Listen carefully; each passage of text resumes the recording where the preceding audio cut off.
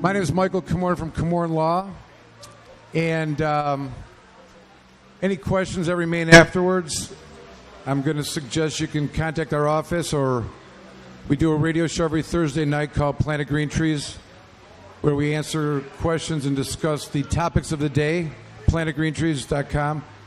And you can always find us at the Michigan Medical Marijuana .org, the website, patient advocacy website that we've been working with for about 9 years.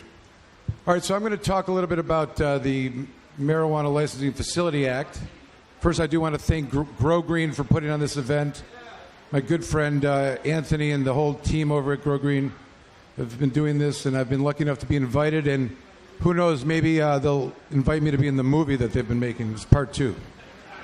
All right, so the state is in the business of selling marijuana and making taxes for it. A lot of people are here, and they're excited about the what's been described as a booming industry. I was with an expert in a case that we have who's an expert in botany, and he himself was speaking of the allure of the billion-dollar industry. And there's no question that there are consumers, and there's no question that there are producers. But I beg the question of how many people know of an individual that is in the regulated industry that they can speak of who is proclaiming that they're making a lot of money selling marijuana in a dispensary.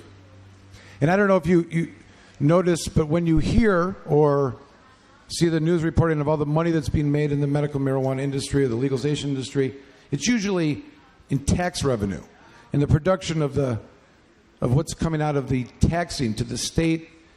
Not so much the federal government, but the booming industry in Oregon, the booming industry in Colorado, the production of sending people to college out of the tax revenue, making better schools, fixing roads, is all true.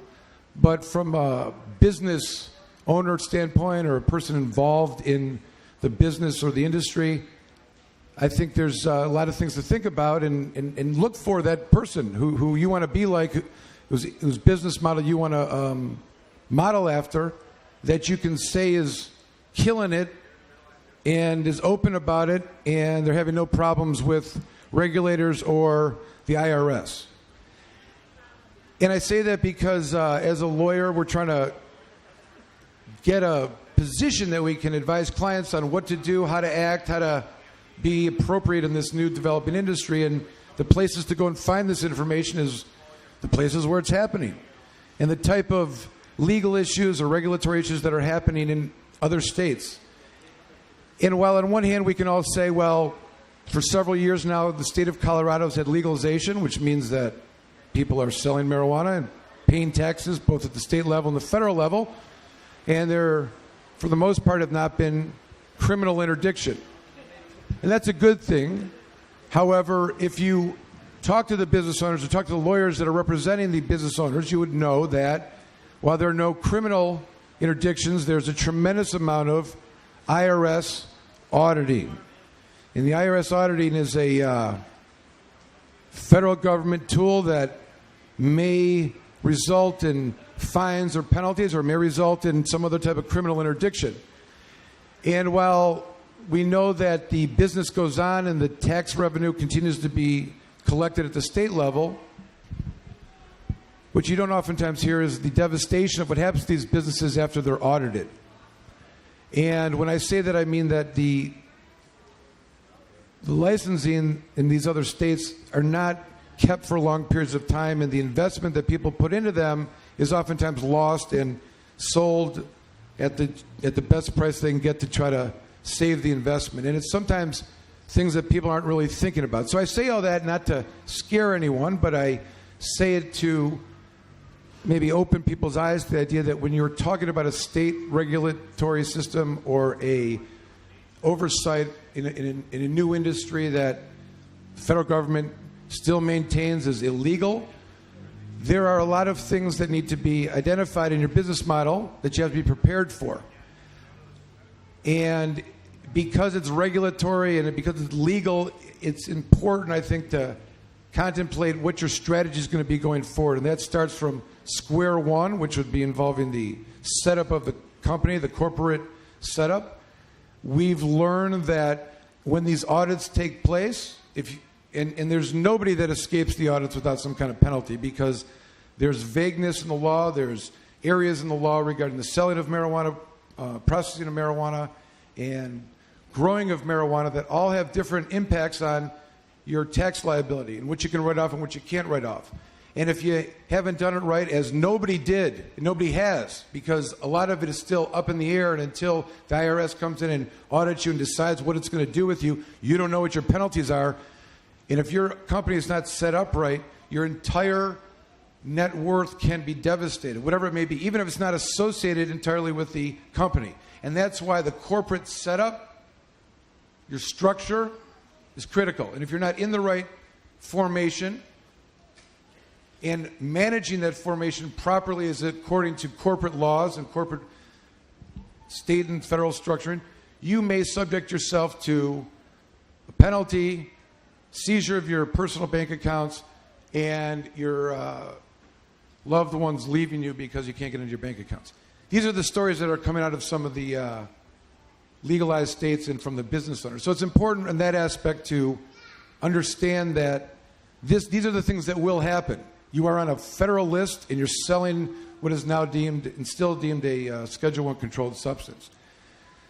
So that's potentially waiting for you out there, and it's something to think about as you set up and go forward.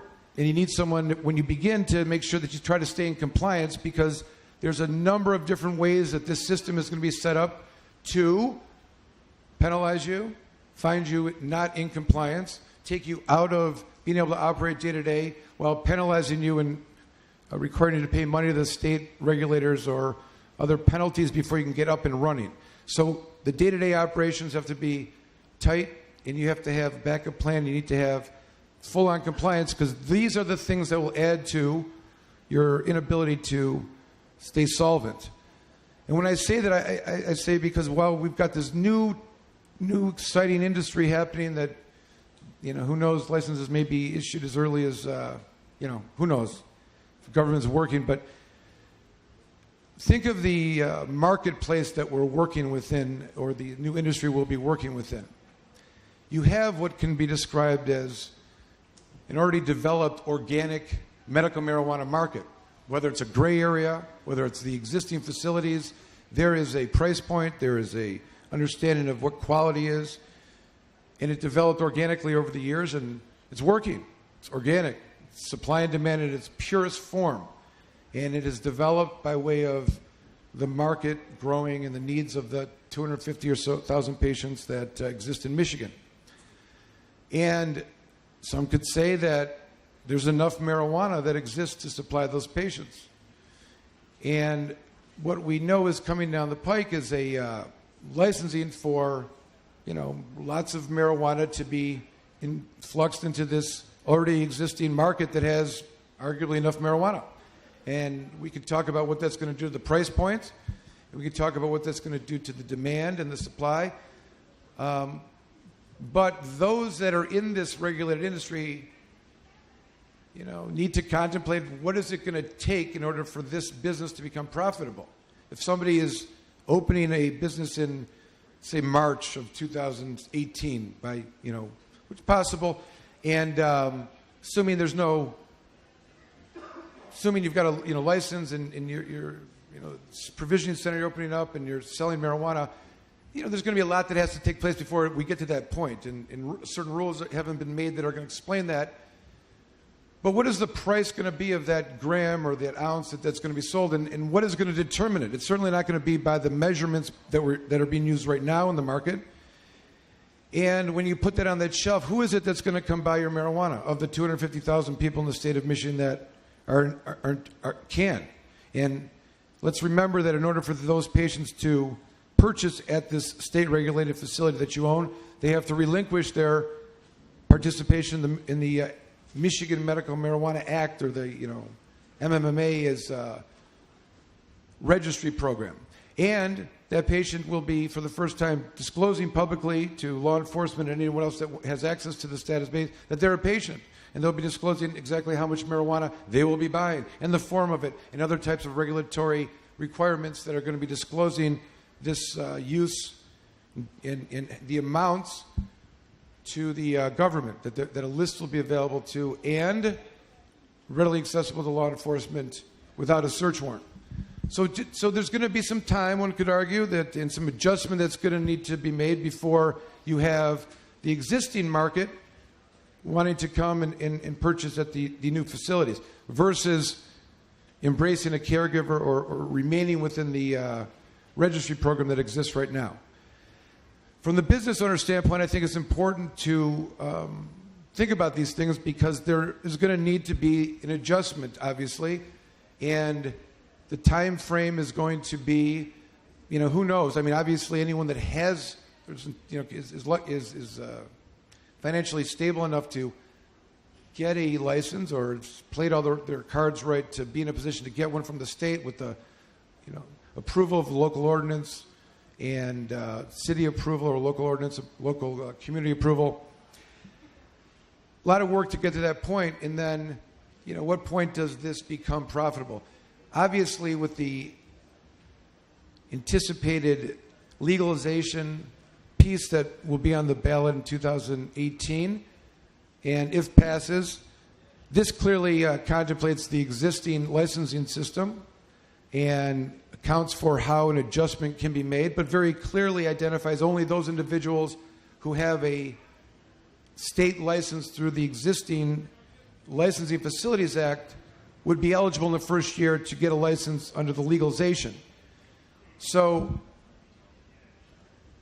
the licensed individuals in a business that would come about from the Licensing Facility Act obviously are looking to obtain that particular status as well, which opens up the marketplace to 7 million customers in the state of Michigan.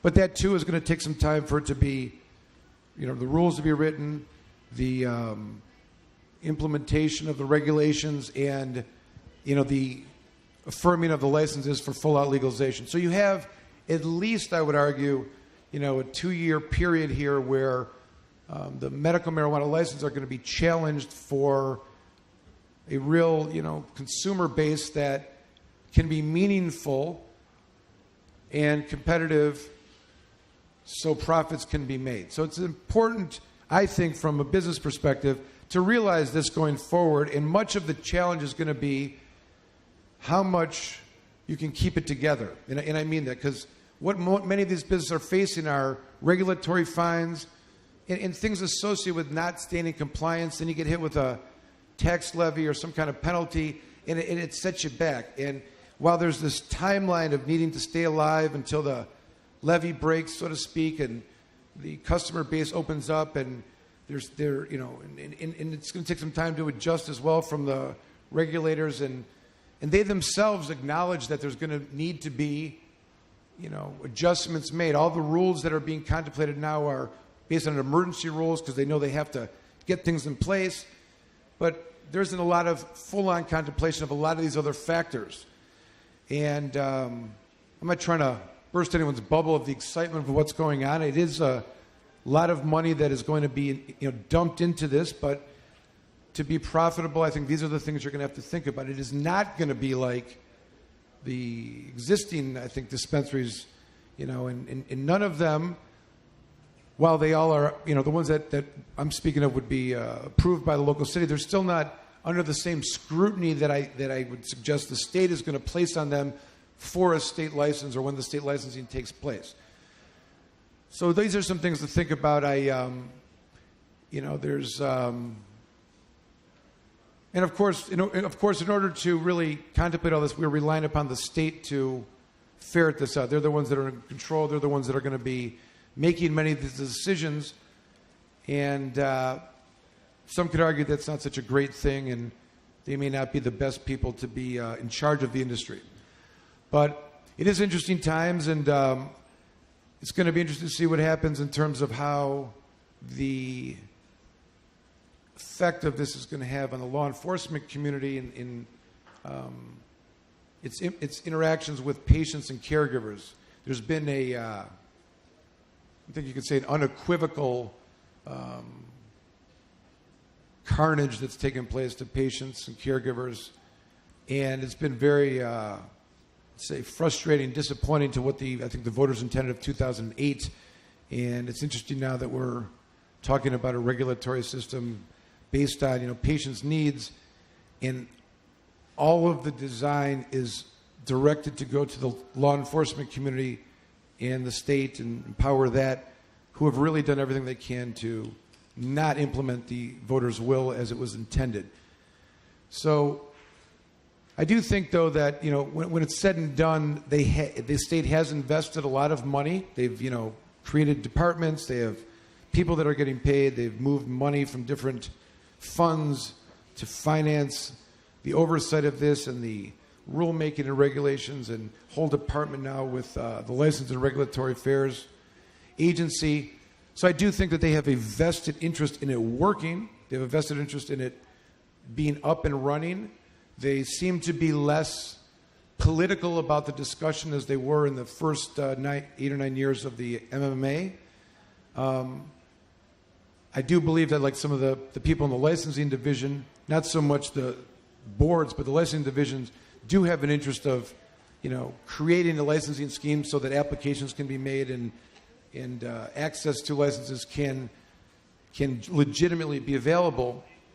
But as all things go, there's a lot of politics, and no one really knows how that is going to play out going forward. But it is it's interesting times, and I don't know if anyone has any questions. I can answer some regarding. Have I scared everyone away? They don't want to be involved anymore? That's good. That's good.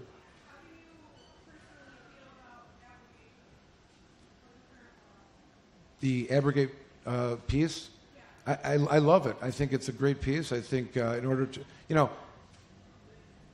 it's, I think there's an, in asking that question can sometimes like divide a group of people. It's like, and I like what it says, and I think that it's really the way to go, because however, I don't know that it's going to get the full support, statewide, which is what's needed, in Do you think that that's because not too many people understand the underlying? Yeah, I do. I think that to those that really are in the know, the idea of what's taking place with giving over this authority to the state after the way that they have, or any authority, government authority, that is the way they've handled marijuana is appalling. If I had it my way, I'd have it, like tomatoes. But I also recognize from a realistic standpoint that what sells, what's the neutral medium, is tax and regulate. And it's unfortunate, but, and this is a debate even amongst lawyers, there's always, you can always criticize whatever the legislation is going to be. Whatever comes up, whatever passes. And there's some lawyers that take the position that, let's get any kind of adult legalization passed, and we can always come back and make it better. Just don't blow the chance right now. And there's a good argument to support that. But the other side, in doing so, it does change the dynamics. Sometimes what was, maybe dark market or not fully legal was fine, and some people got hurt, but there's still a lot of people that, that didn't. So just leave it alone and wait for the better legislation to come along. But here we are, and I think if you took a poll, most people, listen, we all know people that, take the position like if you can't grow it yourself, and, then it's not really legal, and if you're going to be forced to buy someone else's, it's not really legal. And if that's a crime, but there are people also that would say, I'd much rather be able to, smoke marijuana and not worry about getting arrested, and that group of people, I think, is a lot, and bringing them to the side that it just doesn't make sense anymore to punish adults for using marijuana, and that's a movement that you can move people, I think. But I think we're most scared of the DUI laws that could be implemented behind that, and the testing that goes along with that not being the greatest. that's a really good question. And if she was asking about, just anyone that didn't hear about the effects of when legalization happens, how the laws change regarding the driving and under the influence. And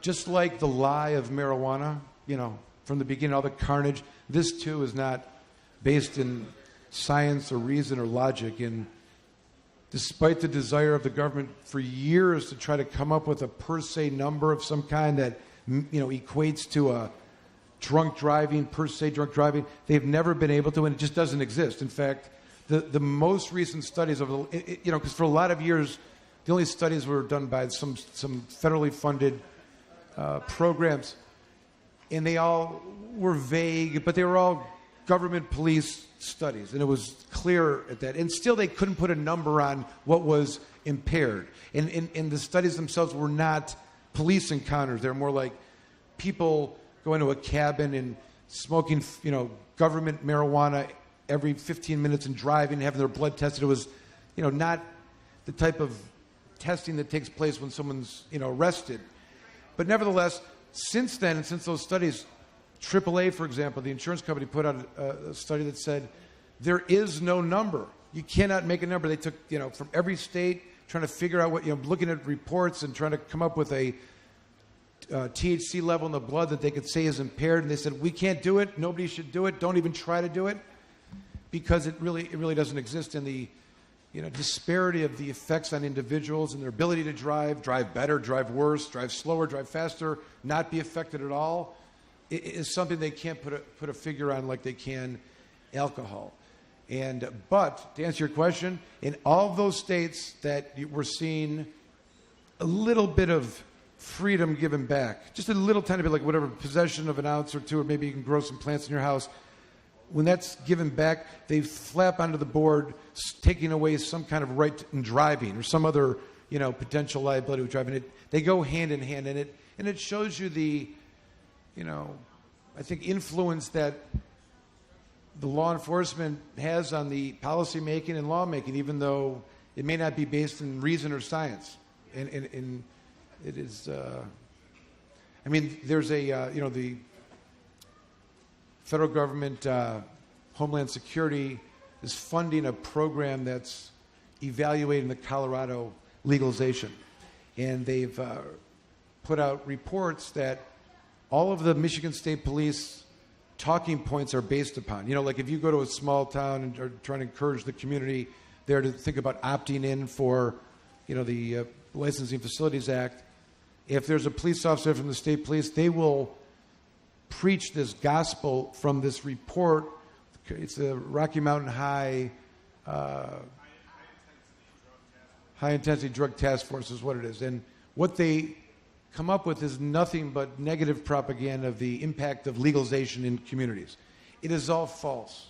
It's all made up. The driving statistics are about the number of accidents that somebody might have THC in their system, even the byproduct, the metabolite, not actual THC. So it's inflated. It's statistically, intellectually dishonest. And they do that to spread. So those are the things that are taking place. And but specifically on the driving, Michigan is they don't always act with logic. Michigan already has a law that's a zero tolerance for adults that aren't patients. If you have any THC in your bloodstream while driving and the police have a test of even 1 nanogram, you can be and are convicted as the same impact as a drunk driving case. It is as if you blew a .17 alcohol. Same impact. That's the law in Michigan. Yet, as many may know, they've started this roadside sobriety testing with the swabs now, which if refused is a civil infraction, and I suggest to people that they kindly and politely say that their lawyer told them that they should refuse the test and accept the fine. It may bring about some other testing, but for no reason should anybody be giving that. It's an unproven test. It's patently flawed, and it is not indicative of actual impairment in any way, shape, or form. So that's the legal base. But this is starting. They funded it. It was delayed. Nobody even understands the certainty of the testing, as I said. But here we go. It's starting, and Michigan already has a law about it. Think about that for a second. They're trying to determine what the levels of impairment may be for THC. We already have a zero tolerance. Okay, so while they're looking for it, what about the people that are being charged with zero tolerance? Like nothing, it doesn't make any sense. It's almost the experiment almost would require them to undo the zero tolerance law while they're doing it, you know. But I don't know. You're right. It's a big problem, and Michigan will probably adopt something in the next year, not based on logic, not based on science or reason. Yes, sir. Sir, quick question. On the young entrepreneur level, you see guys coming in grocery and all that, buying equipment, and they're trying to get patients. You would think that if I'm trying to be legal, I'm going to spend this $5,000. Yeah, I might be able to get 500 plants, but I just want to be legal. It kind of puts new entrepreneurs in a small circle, especially if they don't have a lot of working capital and they're just growing their business. What's your feel on that? Well, there's capital that's required to apply for some of the license. There's a $300,000, money that has to be put up.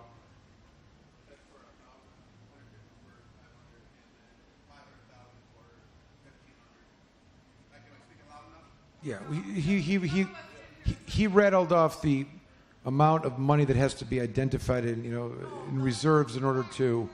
Basically, what you have in your estate. Correct. Okay. And I don't know. Why? It seems like it takes people, like you say, like people yourself, as you're describing yourself, out of the opportunity. Why is that? And I don't like it. I think this whole thing is flawed in the sense that they created this whole new source of where their marijuana is going to come from when they already have caregivers all over the state that are proven. And when the bill originally, this is crying over spilt milk. It doesn't matter, but originally that was the plan, and it should have been, and it would have been, but it's not. So one could say that this new thing, the Emma, is intended to keep those people out for that very reason. They could have simply said, take your caregiver license and send it to the state. We'll authorize you to, there are all kinds of transitional type of things that could have been done with the existing market, and they didn't. So what do I think of it? I think that it's probably designed that way, number one. Number two, the whole, the whole evaluation of the application is going to be where's your money from? Where'd you get it from? And if you can't identify it as a source that's, per the state of Michigan, legal, or a source that is not derived from marijuana activities,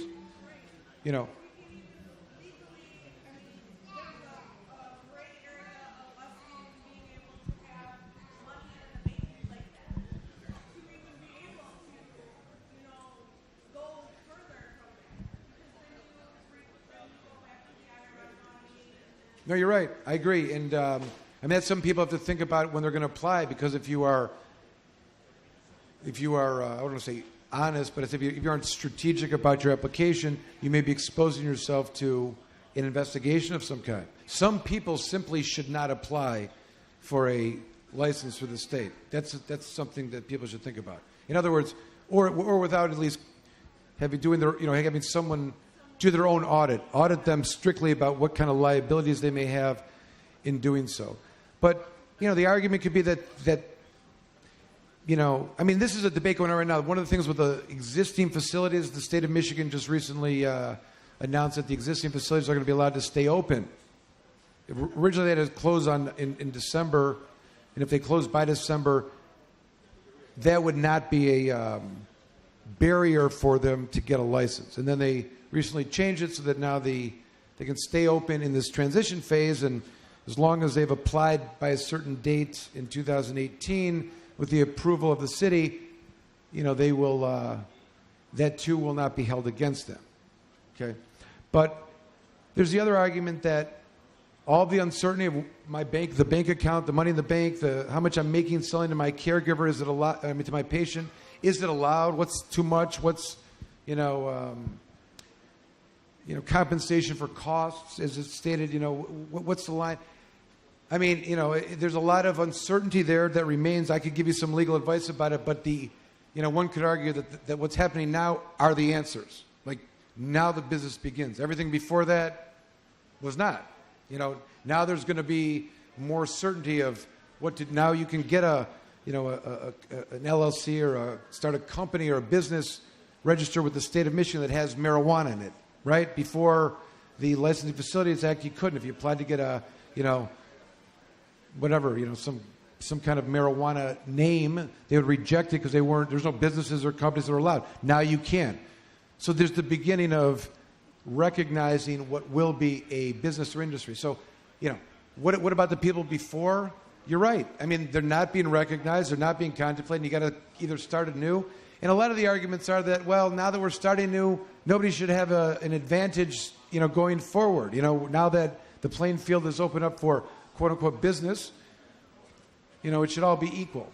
I'm not supporting that argument. I'm just saying, like, these are the things that are taking place. I mean, there's a whole movement against keeping open the existing facilities because, the people wanting to get into the industry now that have not been and say, well, what about us? Why do they get to have all these customers before we do? That's unfair advantage, which of course doesn't contemplate the whole purpose of the whole thing, which is to get medicine to patients.